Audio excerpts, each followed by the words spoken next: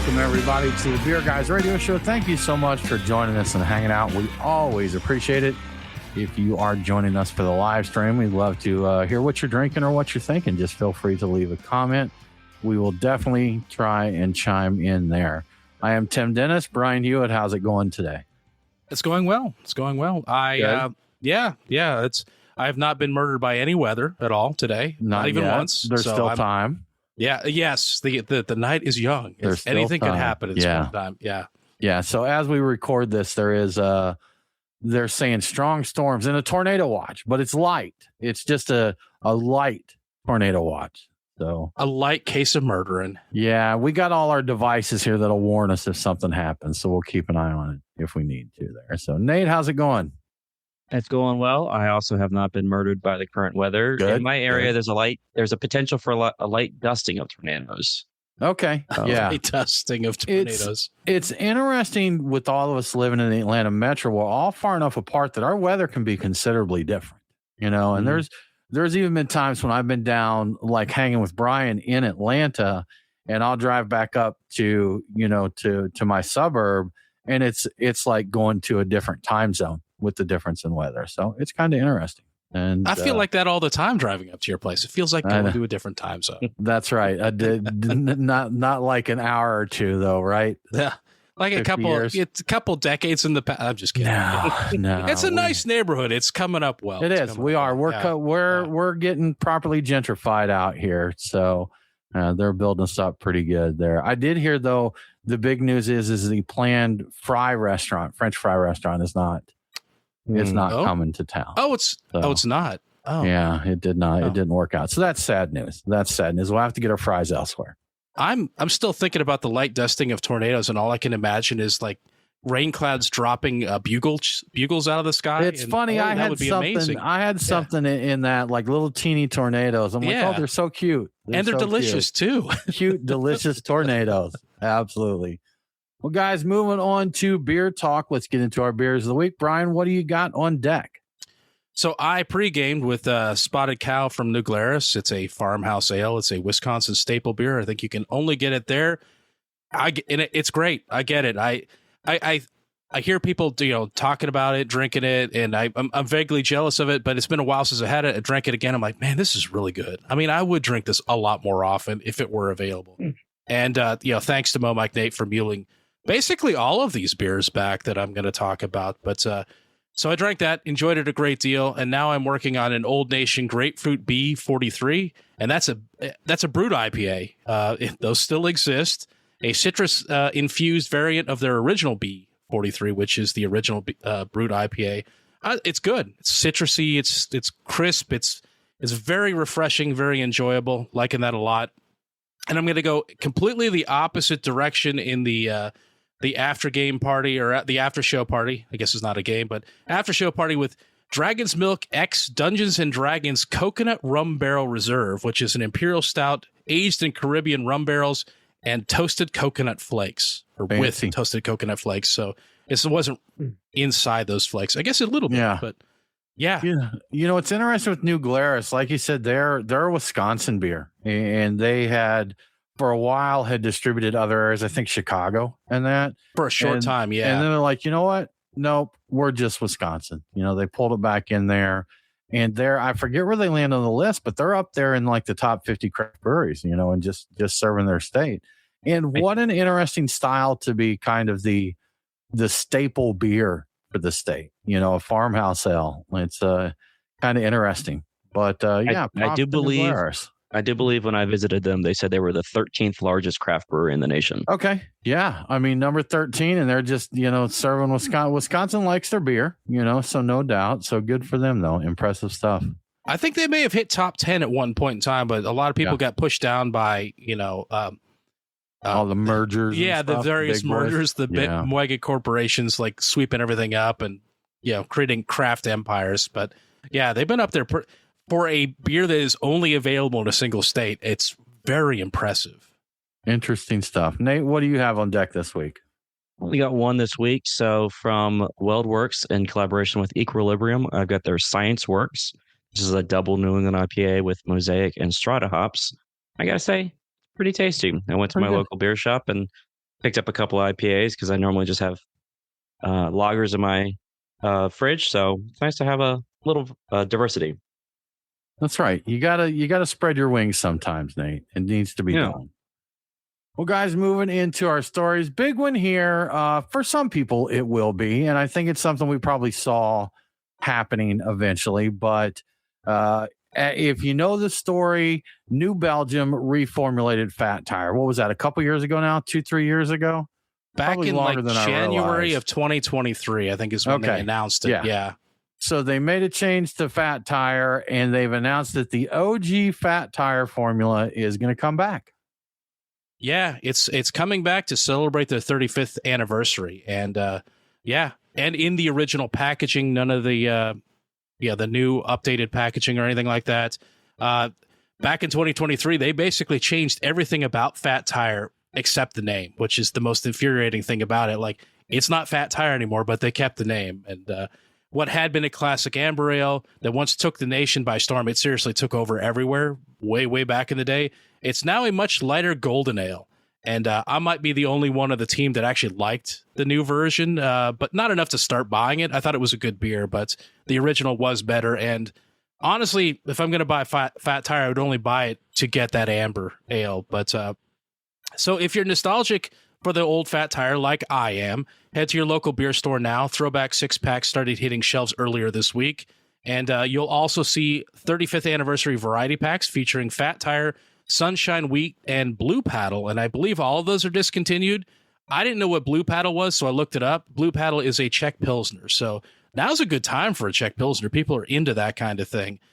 So, Mo Magnate, you going to buy any retro Fat Tire if you see it out there? Of course I am. Yeah, it was one of those beers that I remember the first time I had a Fat Tire.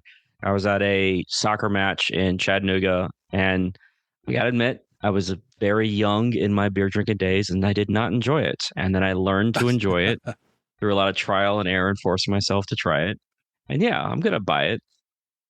You know, it's something that I probably will not pick any up. I liked it in its time. You know, when it was at its peak, it was definitely the elite beer, one of the elite beers out there.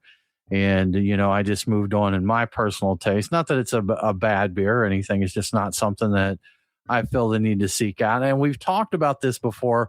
We've dubbed it McRibbing.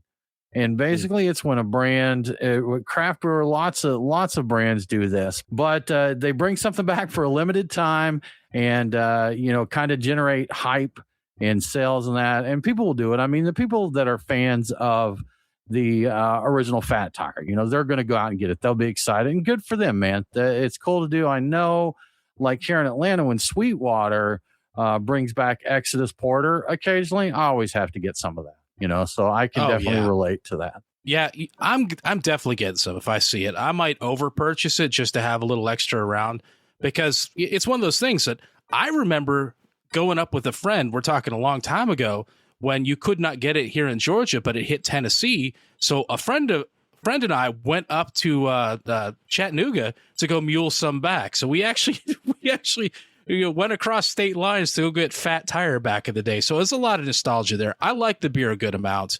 It's not really, it's usually not on my radar. My drinking style does skew more crisp. I usually go IPAs. I go German Pilsners a lot. But man, you know, when I'm in the right mood for it, I love a good amber ale. I mean, Bell's Amber as well. That's one of the great ones. And Green Man, I think it's got an amber that's really good. But yeah, there's not very many of them out there. So if you like ambers, I think you should go get this. I mean, we did talk about this in the last show. In fact, I think we were talking about how they need to come out with the original Fat Tire in a long beer format and possibly have it be a collaboration with what's the Voodoo Ranger collaboration. Have a Voodoo Ranger Fat Voodoo Tire. Ranger. Yeah, that was my big idea. So and like I didn't realize I was almost predicting this coming back, but we were talking about it. Like there's no chance this wasn't going to show up at some point in the future. Yeah. So, long beers seem to be the darling of convenience stores. Like, absolutely. A lot of times there. So maybe they could do this. That sounds so weird, but doing a convenience store only release. I mean, they could partner with any number of convenience store chains and do something like that. And it would be absolutely. that may be I would tough definitely to do get it with liquor laws. Like, I don't know if the laws have changed, but going back many years ago, actually, Brian, you and I went to Trader Joe's this weekend. I had to pick up some tinned seafood, something we haven't talked about in a long time, but I need some tinned trout. And Trader Joe's has got a great one.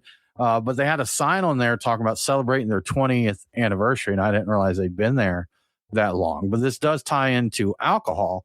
For those that know Trader Joe's, they have their wine that's affectionately known as $2 Chuck.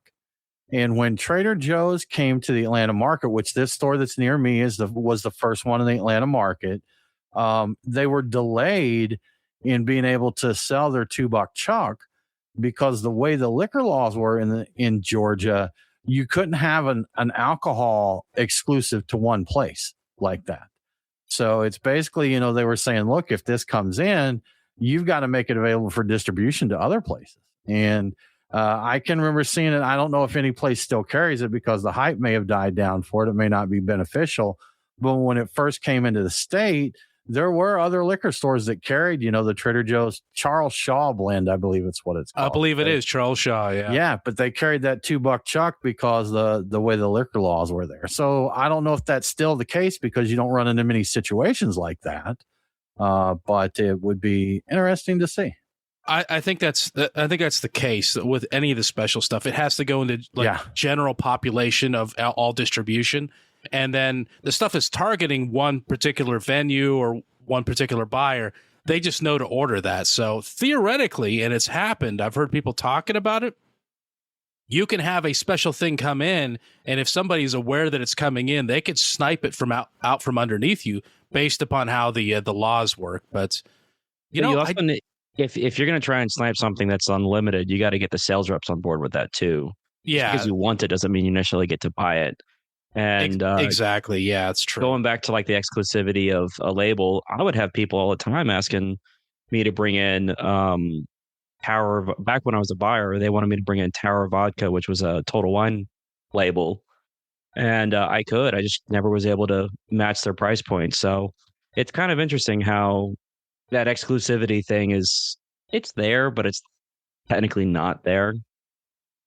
Yeah, they've got to do what they got to do there as far as the laws go. And I do remember seeing one of my liquor stores that had it cheaper than Trader Joe's. It was probably intentional. Like, look, we're going to undercut them a little bit. It's a hot commodity now. Everybody wants it. I also remember going to Trader Joe's and seeing people literally using like hand carts, getting cases of the stuff. There because you figure what's a case of wine? 12 bottles. You're talking like $30 for a case of wine. If you're having a party and you're a wine drinker, that's a no. It's true. Did you look while we were there, or while you were there? I was there with you, but I didn't look. I haven't looked at the wine section in Trader Joe's to see if that's still there. I know at one point when it finally did make it here, it was no longer $2. I think they had it at $2.99 to keep it in the $2 range. But my guess is it's no longer $2 Chuck. It's probably $3 or $4 Chuck. Yeah, I haven't looked at the price of it. I do remember seeing a sign when we went in there about their Charles Shaw wine. I mean, I think that's going to always be there. But I feel like there's no way that old $2 Chuck is still $2 or even $3. So can't be. I don't see how it could be. I mean, maybe they're Arizona iced tea in it. They're like it's their Costco hot dog, maybe. So who knows? That would be great if it were. Yeah. May work out for them that way. Get people in there, they buy some wine, then they pick up a bunch of cheese and 10 fish and stuff like that. There you go. Yes. So, guys, in the world of beer competitions, we had a big one recently. The 2026 World Beer Cup happened, and the results are out for it. We saw a few from Georgia in that, but Brian, you looked over the results and kind of put together some statistics. So, what happened with the World Beer Cup? Yeah, and most importantly, it recently happened, and this was a significant milestone this year, and it happened in Philadelphia. People call it the Beer Olympics. It turned 30 years of this. It's organized by the Brewers Association, but it's truly an international event. They get entries from 50 different nations this year, with the U.S., Japan, Canada, China, and Brazil leading the pack in terms of participation. if you've ever done it before, judging beer for a competition is challenging work. We've done it a few times. It's very difficult to do. Seems easy up front. It's not. The 255 judges for the World Beer Cup blind tasted, important, 8,166 beers in 14 sessions over the course of a week. So we're talking 2 sessions every day for a week. Wow. Yeah. Anyway, A lot of drinking. Yeah, that's a lot. I was just thinking, like, they have to take a nap and come back and do it again in the afternoon or something like that. 1,644 breweries entered. 295 of them entered for the first time, and that's a good sign. I always like seeing new breweries, entering into these competitions. It shows interest in the competitions themselves. It means they're gonna stick around. The average number of beers submitted to each category was 69. Nice. But the top most entered category was the West Coast IPA. It had 293 beers competing for those prestigious 3 medals. That's interesting. I don't think West Coast IPA had been on top. I forget who was on top last year. I think it's been hazy IPA or New England or hazy IPAs there. So, but I do remember in some of the other contests we've seen that we were seeing the West Coast IPA creeping up there. That there were more and more of those entered. So I'm not surprised. It's definitely making its comeback here.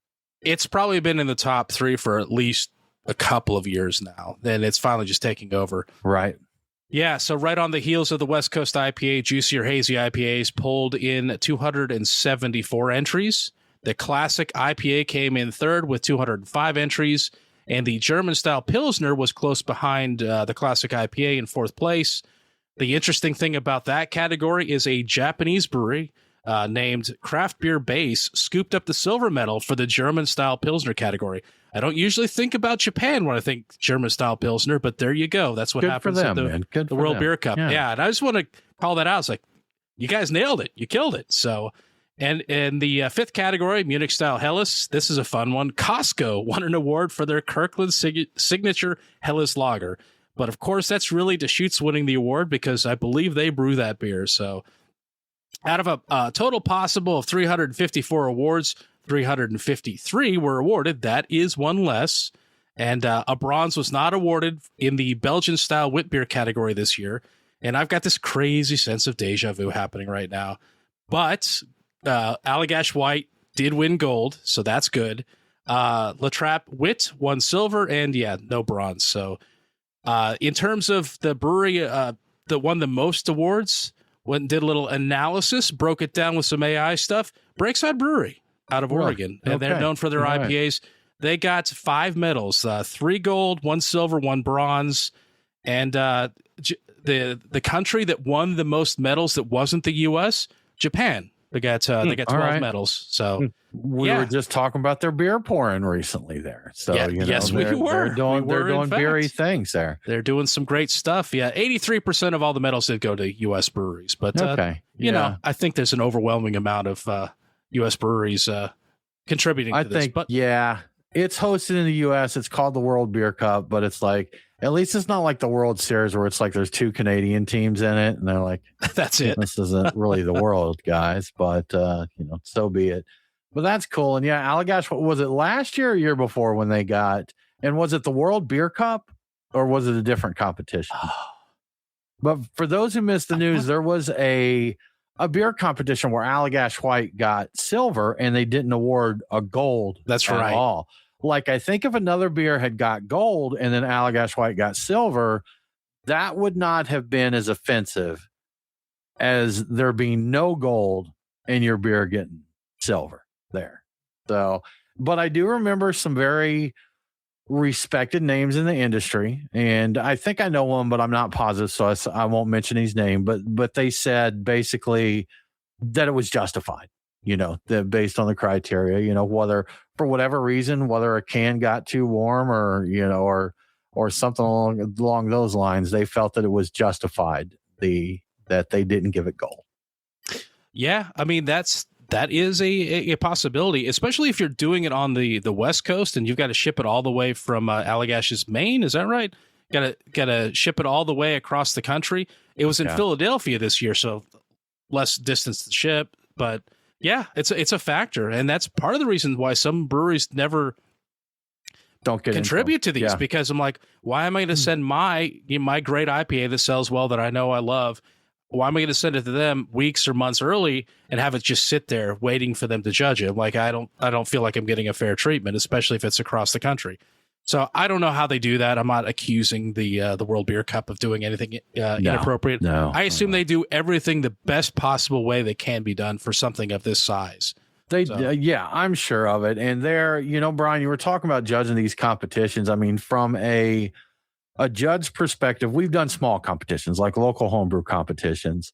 And then we've done some more casual things like Terrapin. When Terrapin had the brew pub at the Battery here in Atlanta up near the Braves Stadium, they did their Moohoo. I forget the name they had for it, but no, their Wake and Bake Off. It's the Wake and Bake Off. The Wake and Bake Off. So, and we got to, drink the beer and well, that wasn't really beer judging though, was it? They just made food with beer, but judging. Yeah, we were judging the food. Yeah. Right. Right.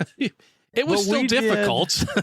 It was. We did our homebrew club did a couple of competitions where we all brewed the same style. And I remember specifically our Oktoberfest competition. And you know what? I didn't realize this, but two of our homebrew club members went on to be professional brewers. One is the former brewmaster at Scofflaw Brewing. And that's right. Another one brewing now. But the point I'm making here is we had good beers in the competition.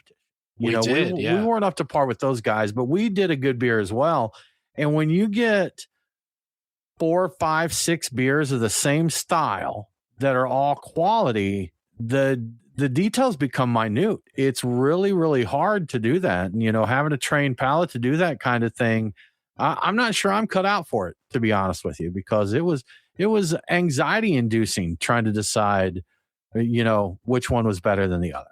It really is. Yeah. It's just kind of like, am I tasting this right? Am I missing something? It's, am I on are my senses on today? Cause I definitely have good on and off days. And that reminds me, Joe, how was he so good at brewing right out of the gate? Like his first batch of homebrew IPA was just stellar. I'm like, what did you do? How did you do this? Some people just got that. Yeah. Now one thing, he comes from a scientific background. So that was something, having that.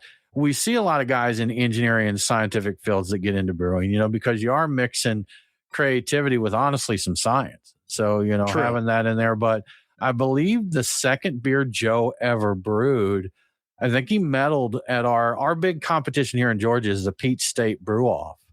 And I'm pretty sure that he got a medal in that. So, some people just have that. Not me and you, Brian. Our first few beers sucked quite a bit, actually. Our first one was atrocious. Yeah. For a lot. I tell the story all the time. We took it it was a different homebrew club, and we took it to that. Actually, fun fact, little connection here.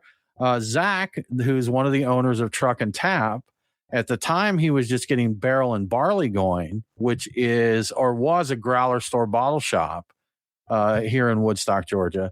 And he was at the homebrew club meeting, basically introducing himself and saying, hey, I'm going to have this bottle shop, homebrew shop, and this and that. And I remember his review of my beer was, well, it tastes like beer. And that was, and he didn't say that wholeheartedly either. So it was like, yeah, it's beer. So, and I guess that's a good place to start. If you make a beer and it at least tastes like beer, at least you're starting from somewhere. I was incredibly proud of the first beer that I ever had that I made or contributed to making that actually tasted legitimately like beer that you might buy off the shelf, because that's an achievement. It does not, if you're home brewing, it doesn't taste like that if you don't do it right. It definitely is like, that's homebrew. That tastes like homebrew. Right. Yeah. And but we did get to where we had a few core recipes that were good. I still remember our Mexican Bandito, which inspired by, Westbrook Mexican cake. Yes. And it was phenomenal. I'll pat myself on the back for that one. That was a very, very good Mexican Imperial Stout. I'd love to still have some more of it because it was excellent. And our Synesthesia Saison was our staple beer, our flagship, if you will. And we brewed different variations of it many, many times. And we were happy with that one. We had professional brewers making versions of that as well. Not That's once, right. but twice at least that I know of.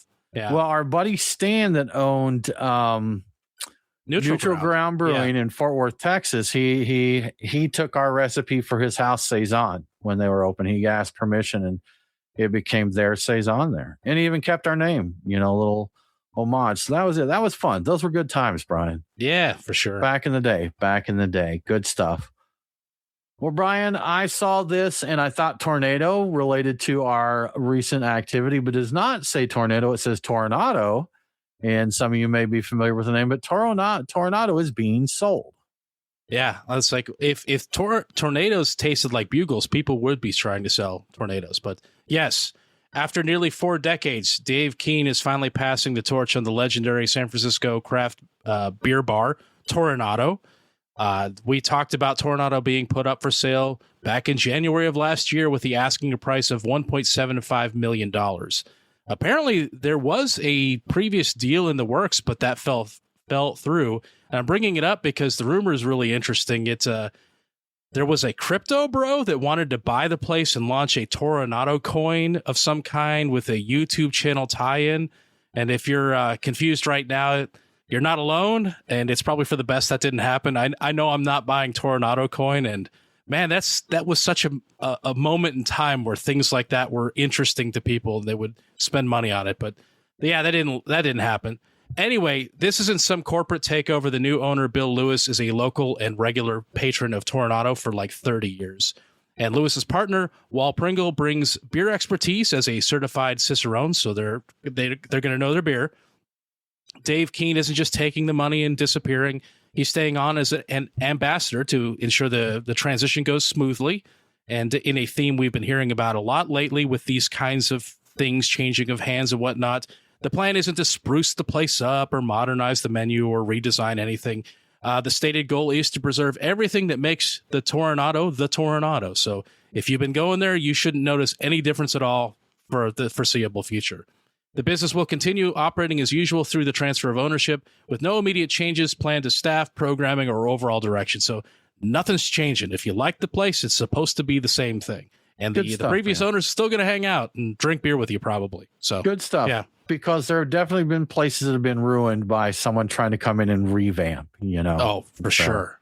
Yeah, good stuff. Well, Brian, before we move along here, how about we give a shout out to our friends at Truck and Tap? Yes, great idea. I like to talk about the tap variety at Truck and Tap when it comes to beer because we are, in fact, a beer show. But there are often things other than beer on tap at Truck and Tap. For example, this week you could get cold brew coffee on tap at the Woodstock and Alpharetta locations. And after having a few cocktails at the Alpharetta location's high proof rum bar, you might need a little coffee. You should probably indulge in that. And each location has a fruited cider on if that's more of your speed. And in what could be a first, the Duluth location even has a draft cocktail. I believe that's coming from Reformation. All of this on top of having a full bar, a good selection of wine, a bunch of great spirits, good bourbon, all that sort of thing. But like I said, we're a beer show, so I'm going to talk about my Truck and Tap beer picks for the week. At Truck and Tap Woodstock, I'm going with Victory's Sour Monkey. Sour Monkey is a tart, citrusy variation on Gold Monkey's yeast-driven profile.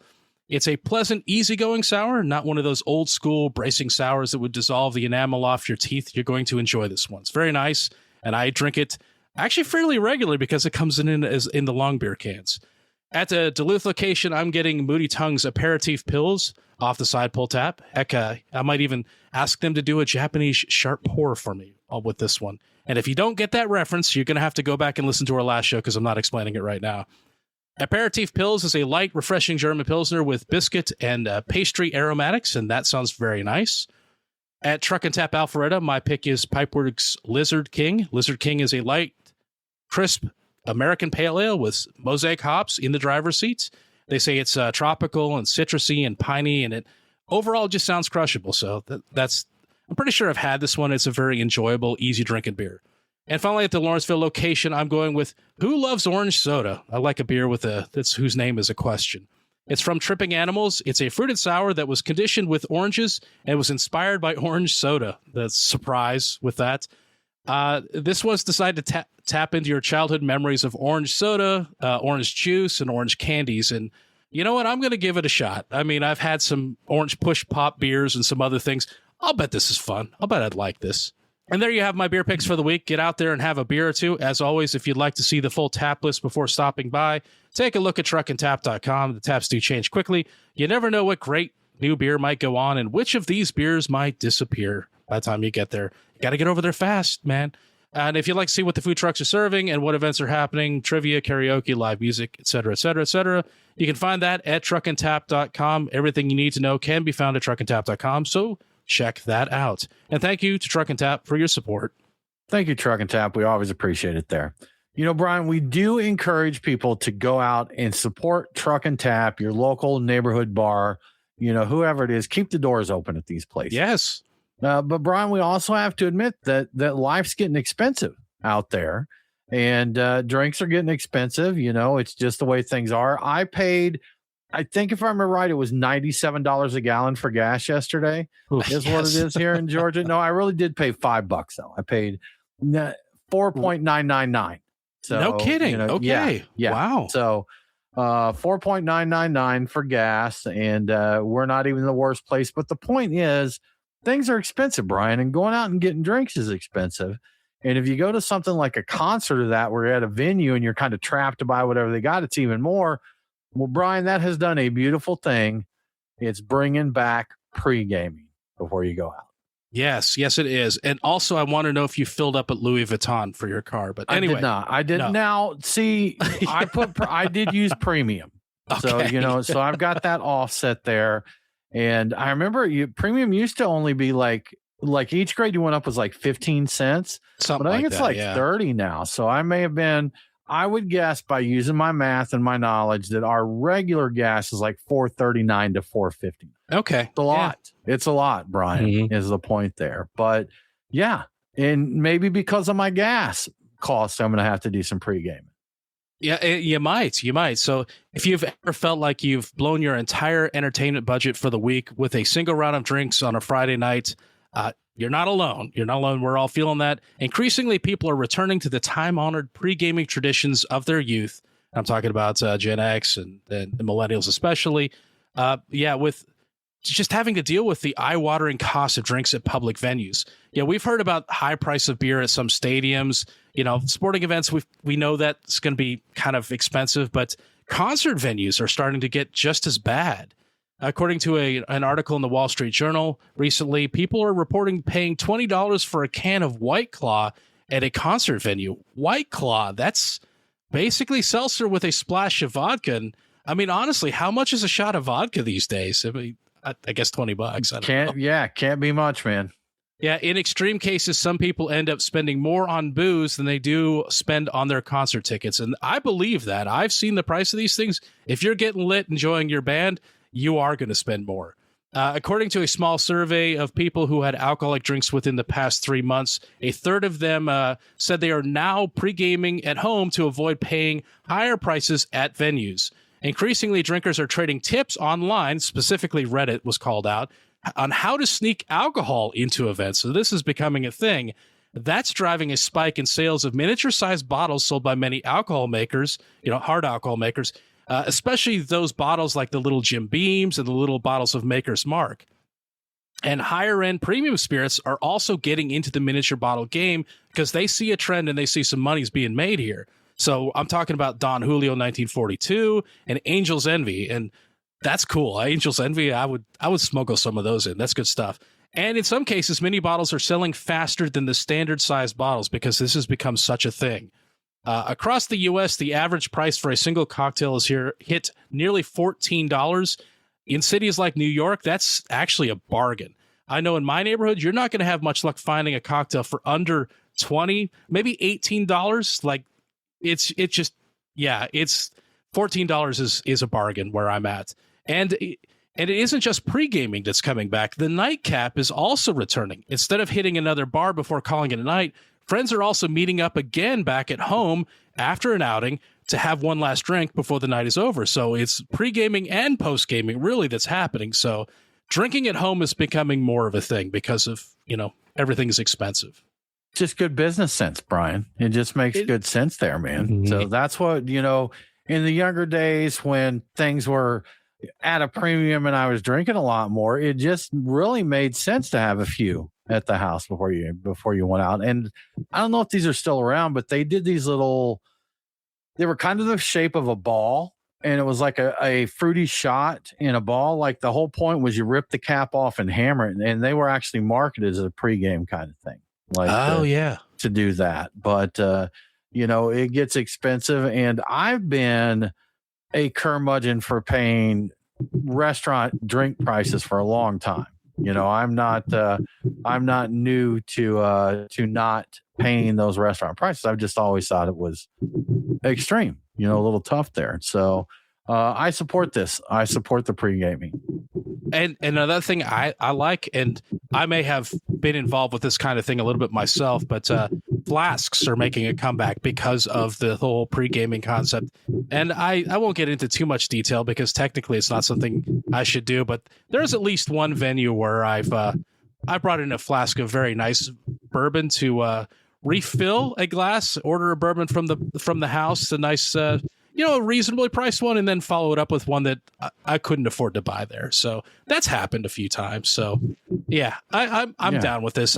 Again, it just makes good business sense, Tim. It's just good sense there. It is just good sense. You got to do what you got to do, man. I went to a concert last night and I was drinking 16-ounce cans of Yingling, and they were way too expensive. I mean, it's almost like the cost of buying a 12-pack at the grocery store. It was way too expensive to buy it. Moving right along here, guys. Iron Hill. We talked about Iron Hill. They closed down. We've got them open back up here. They're coming. Iron Hill is back, and one of the founders, Mark Edelson, is actually one of the owners. Yeah, they're pulling a Lazarus move, and they have actually come back as of I think it was this week, or maybe it was last week at this point in time. But Iron Hill Brewery is officially rising from the grave after a surprising bankruptcy that saw all 22 of their previous locations vanish overnight back in September. The first of 5 Iron Hill locations reopened last week in Philadelphia. And Mark Edelson, like you said, one of the original founders and former VP of beer, is back at the helm steering the ship. And he's bringing back some of the Iron Hill veterans to help him out, including the award-winning brewer Matt Gundrum and general manager Eric Manny. And the comeback is timely. Iron Hill is hitting its 30th anniversary, so it's good that they're going to be there to celebrate that. The new management isn't trying to conquer the world this time. They're not all about massive expansion like they were previously. They believe smaller is better, and they are focused on a few core locations, trying to get the quality back to where it used to be. And honestly, that was their problem before. They weren't killing it over here, at least in Atlanta, because the quality wasn't there, the service and other things. Like, they had some good things going on. I did not dislike the beer in any way, but they did have issues, and it was keeping people away. But anyway, apparently Iron Hill was nearly gone for good. The former Famous Dave CEO, Jeff Crivello, who took over 12 of the closed Iron Hill locations, and we talked about this back when this happened, he planned to convert them into a Cowboy Jack's chain restaurant locations. Apparently, the only thing that stopped that from happening was the landlord said, "We don't want Cowboy Jack's," and just said, "No, we're not going to let you do that." And apparently, I don't know a thing about Cowboy Jack's. I'm not throwing any shade. They apparently didn't want that. They wanted Iron Hill, and they weren't going to accept that. So it didn't happen, and they were able to buy it back. So to commemorate the reopening, Iron Hill released a New England IPA called Unfinished Business. As for the people with old gift cards, and this is the thing that everybody's going to be asking about, a company spokesperson said they can't be honored due to the loss of historical data during the transition. They have no way to authenticate the balances on the cards. They have no idea what you had on them. However, customers who bring in an old gift card will receive a complimentary appetizer and a beer. I'm kind of thinking they ought to give them a little 4-pack to go or something like that, just to make sure they something there. Yeah, just make sure they feel treated well. I'm like, an appetizer and a beer is nice, but you throw in a little extra something. Just make sure you grab that gift card so they don't keep coming back, trying to cash in on it. Right. Yeah, we did. They were always good to us, always friendly to us when we went to the locations here. And we had the 2 locations in Atlanta. And, we knew the brewers at the locations. They would sit down and they want us to try their beers and that. If we ate there, Brian, we never went there. You went more than I did. I probably went half a dozen times, maybe 6 to 10 times total. And never once did we get good service in the restaurant. And one time, I believe the last time I went, We actually stopped our server after the service started slow. Like it took us like 10 minutes to get glasses of water or something. And I said, hey, y'all, I don't want to be rude here. I said, but we come here, fairly regularly. I was like, the service is always really slow. I was like, you guys are always friendly, but the service is always really slow. So please, try to pay attention to that. I don't remember how it worked. And they're like, oh, okay. Still terrible. I mean, just absolutely horrible. So I hope that they pay attention to that. And I don't know if that was common throughout the chain, but it was common at both of the locations here in Atlanta. I think it expanded quickly and they didn't quite have the amount of like experienced oversight they needed. And I know the one near me had issues. I think they had a brewer in, he left not long after, and so there was some upheaval there.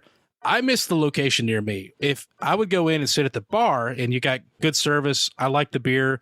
The food was generally really good. Generally, they had a couple misses, but overall pretty good. Yeah. What were the Irish spring rolls? Cheesesteak? I think they did both, didn't they? Did they do they like did an Irish and the cheesesteak ones, right? The cheesesteak egg rolls were just a killer. I missed that a lot. It was nearby. It was convenient. I'd stop in there after a lot of occasions, and I just wanted a little hangout or just a night where I wanted to go out, for a weeknight, and I didn't want to go too far. And I didn't want to get too crazy. I would just go there and have a few beers. Very convenient. It was a great place, but unfortunately, it didn't work out. But hey, they're back. Cheers. Maybe it will eventually. Yeah, it was kind of a little bit. The problem is there was a little bit of turnover there, so I'd get to know some people and then they would disappear. And they're out. Yes. Yeah, it happens, man. It happens. Oh, wow, man. Well, good. I wish them luck, man. Like I said, we for the most part enjoyed the place. Yeah, and a lot of time chain brew pubs get a bad reputation. It's like the beer's not good, this and that.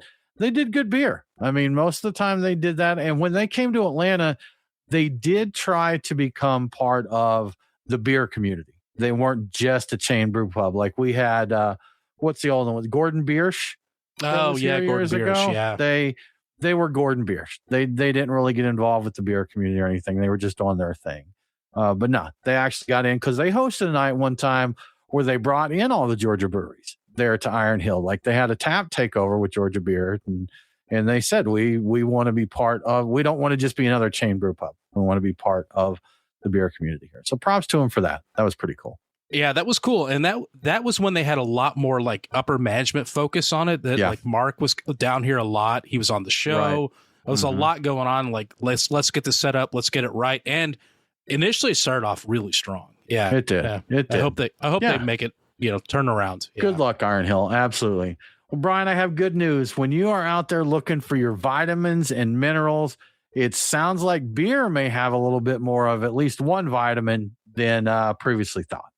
Yeah, this is great news. I've been looking to up my vitamin B6 ingestion a lot. So I have great news for you, Brian. I really haven't, but that is just great news. Anyway, good excuse. A new study out of Germany suggests that beer is packed with more brain-boosting vitamin B6 than was previously realized, especially non-alcoholic beer. The reason that we're just finding out about this now is researchers used a brand new lab technique to test 65 different German beers. The actual B6 levels of the beer, varies pretty widely from one style to the next, but they were consistently higher than previous estimates. They have found that a standard beer serving could meet around 15% of your daily B6 requirements. So apparently some of the non-alcoholic beers have up to like 59% of your daily recommended amount of B6, which is crazy. I guess it turns out that by removing alcohol, by way of vacuum or filters or however they do it, it increases the vitamin concentration of beer. So it's probably a case of there's less alcohol, so there's more vitamins, there's more malt, so there's just more of the stuff that's not alcohol in there, and by that nature, there would be more B6. But interesting. Yeah. The authors noted that variations in vitamin B6 composition were primarily associated with the raw materials that go into making the beer rather than the brewing technology that you use to make it. So your brew house doesn't have anything to do with it. It's all about the grains you're using, basically. So if you're looking to maximize your B6 intake, look for all barley beers and skip the adjuncts. Wheat and rice-based beers are considerably lower, about quarter as much vitamin B6 typically as the more barley-driven ones. And the study heralds the Bock style of beer as the champion, at least amongst the German beers they studied. So Bocks are great for B6. I guess that makes sense to start. What with about B. barley wine, Brian? That sounds like it should be almost a nutrition beverage, right? That's what I was thinking. I don't think they tested barley wine, so that's part of the problem. But I'll bet that basically barley wine makes you a genius. There is so much B6 in that it actually raises your IQ points, probably like by 20. Your head could actually explode if you drink too much from your brain getting so big. I've heard of this happening, so I totally believe this is the case. But anyway, according to the article, roughly 1 in 10 Americans isn't getting enough vitamin B6 in their diet, and low B6 has been linked to depression, cardiovascular disease, and inflammation, and just not having a good time. Word. And this is the point in the show where I remind you that I am not a doctor, and this is not medical advice. And do not drink beer to get your vitamin B6 unless your doctor tells you to do that. And then by all means, drink beer to get your vitamin B6 because the doctor told you that. So if you have doctor's directions, you just kind of have to. I'm a doctor of intoxicology, but I am not writing anybody's scripts for beer. So let me just tell you that. Right. Yeah, absolutely. I know there's been a couple, and it may have been a non-alcoholic beer. I don't remember if an alcoholic beer did this, but I can't remember the name right now, but they've had some that added vitamins and electrolytes and different things. Yes. I know there was one that was meant to be a post-run beer, because I think it's pretty common for people that run a marathon to have beer afterwards. So, but I think I remember seeing a non-alcoholic one that was kind of its angle, is like, look, we've added electrolytes and vitamins to it. And I don't really know if there's more to beer. Maybe it was the B6, Brian. Maybe that was part of it as a recovery thing there. But I know that there's people that have tried to work that angle before. I think there's a fair amount of good stuff in the malt in the beer. If you would remove the alcohol from it, it's non-alcoholic, and then you add stuff to it, like additional and fortify it with other things. Like it could be as much vitamins as you want it to be. But I think that I know that non-alcoholic beers have been used in some places in the world as kind of nutritional supplements. Like it's just, there's a lot of calories in here. There's a lot of other like B vitamins in here. There's iron. There's a bunch of other things that are in beer that are actually good for you. And once it's been brewed, it's sealed up, and if it's done right, it stores for a long time. It's not going to go bad as quickly as just grain or just a loaf of bread. So like the monk's diet, we know that some monks use it as a big part of their, nutrition. And we've seen a few times over the years of people like during Lent, like living totally off of low alcohol beers and stuff. So it can be done. You can look, I'm not claiming to be a doctor or anything, but you can survive on beer. I think there may be some water and stuff added to it, but for the most part, it is nutritious. As long as you're not pounding 40 ounces of barley wine a day. It's interesting you bring that up, because there was a flurry of articles I noticed in the last week or so that referenced the monk's diet. I heard about a guy, we talked about it a few years ago, where a guy did it, had an entire beer diet for Lent, and he lost weight, and it happened again. And then somehow a lot of news articles, a lot of news outlets picked up on this story again, and I saw it making the circulation again. I don't know why now, but yeah, it's happened. It's been done. Monks did it, and I guess if you just went on beer alone, you can lose weight. But again, I don't know. Not going to recommend you do it. Right. I don't know the specifics of it. I just know some people have done it there. So, well, Brian, again, talking about, we've got all kinds of beer drinking here. Drinking for your B6, do some pre-gaming at home. All of this, beer consumption's down. The news is all over the place when it comes to how and where people are drinking. But we do have an article here recently that said beer consumption in the Czech Republic has fallen to an all-time low. Yeah, this kind of surprised me, because they are known for their drinking. It's I didn't expect to hear it from the Czech Republic. They're the land of legendary lager drinking. Their lager prices are some of the best in the world, and it's the place you go to really, if you just really want to knock back some beers. But the numbers are telling a sad story. Beer consumption is at an all-time low, like you said. 20 years ago, the average Czech was drinking 160 liters of beer a year or more in some cases. But now it's down to 121 liters. That's a staggering 39-liter drop in that time. A 2024 survey found that only 1 in 10 of Czech Gen Z respondents visit a pub at least once a week, compared to about 25% of the general population. So, yeah, the Gen Z, Czech Gen Z, are not going to the pubs.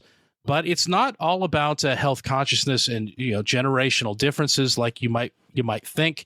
The decline in beer consumption in the Czech Republic accelerated in 2013 due to a tax hike on draft beer, which increased it from 15% to 21%. People are increasingly drinking at home instead of heading to the bar. In a bid to draw people back to the pub, the Czech Beer and Malt Association is spearheading a campaign to have Czech beer culture recognized as a UNESCO intangible cultural heritage. And that probably sounds wild. It sounded wild to me, but Belgium already did that. They secured the same UNESCO status back in 2016. Intangible cultural heritage. But I've got a crazy idea. They could also change that draft beer tax back to 15% from 21%. Here's the thing. If you want people to do more of it, make it more affordable. If you want to do. Obviously, when you raised it, you probably wanted people to cut back on it. You succeeded. You've decided you didn't want them to cut back on beer. Well, put it back to where it was, and you will start to see a little bit of an increase. And this makes sense. Like, people spend the money they have. They don't spend the money they don't have. So, anyway.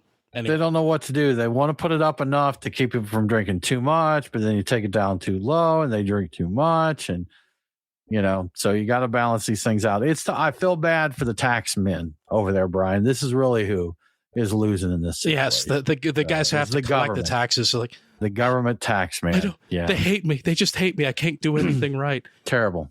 Thoughts and prayers.